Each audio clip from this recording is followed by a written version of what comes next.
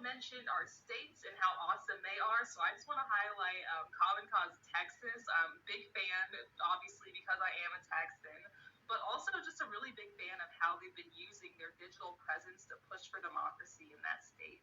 So it is my pleasure to introduce Sophia from Common Cause Texas. Yeah. Um, hey y'all, I'm Sofie. I'm the digital organizer for Common Cause Texas, and I'm based in Dallas.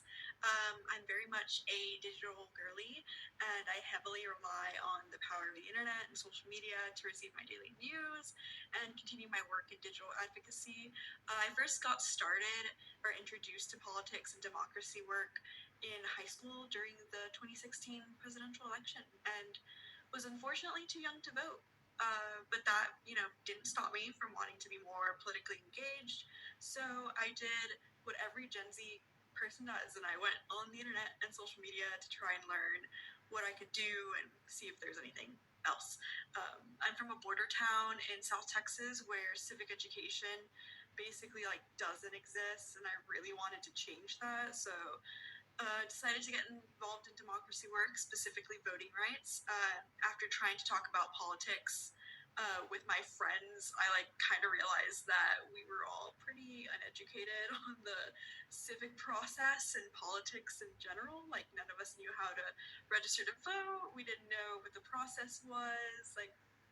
Our government officials, we knew nothing, and which it was an issue. So obviously I had to go on the internet and see if I could answer these questions for myself, and also so that I could at least be a resource for my friends that were eligible to vote. So yeah, and throughout that whole research thing that I was doing, I learned that voter registration.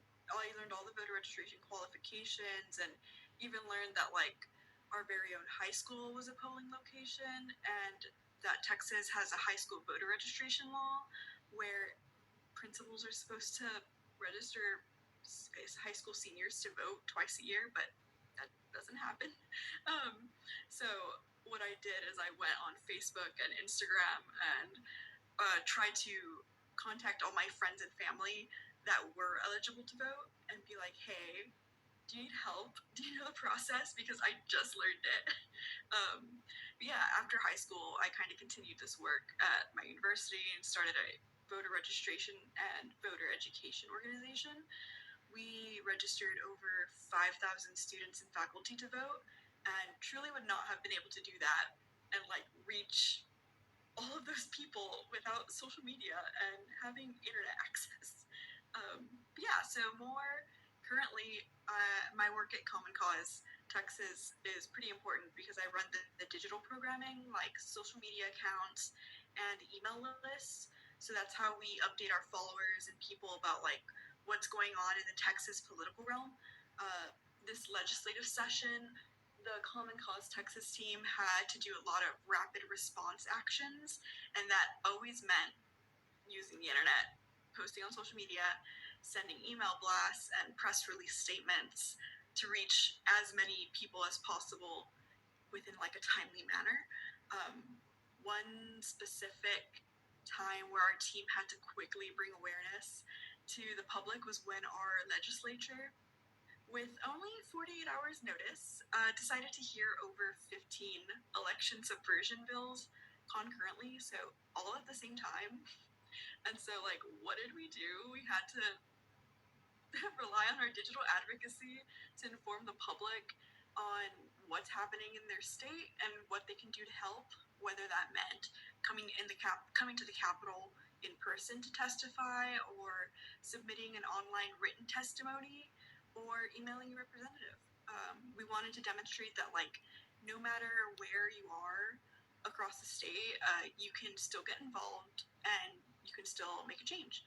But yeah, since I work in all things digital, I can truly advocate that the internet truly has revolutionized the way that we view advocacy and political organizing, because now we have the ability to host virtual spaces like the one we're in right now, where we can discuss and learn things from people all over the country, and we wouldn't have been able to do that beforehand.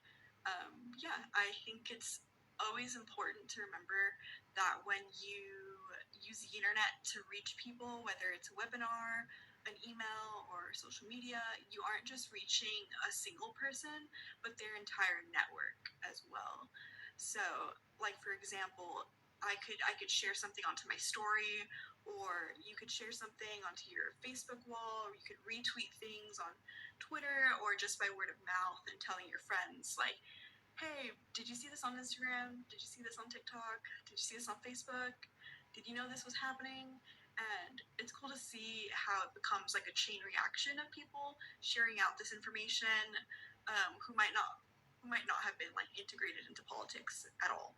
I'd say it's pretty clear that using the internet and social media is by far the quickest way to spread information to a large amount of people, like all at the same time. I feel like since I was born into the digital internet age, I can't really imagine how accessing current information quickly would have been done before the internet.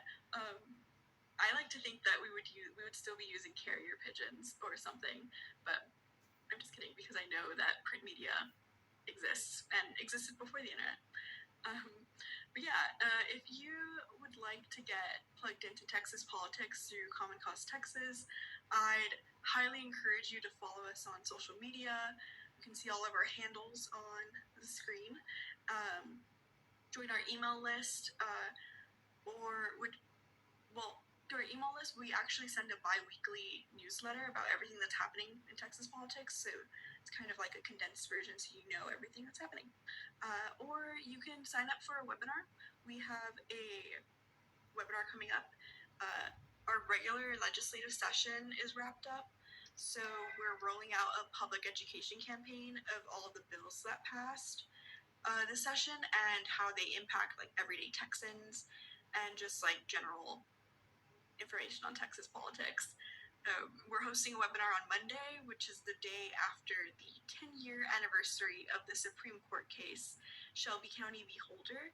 If you don't know what that court case is, you can learn about it at a webinar. You can scan the QR code with your phone.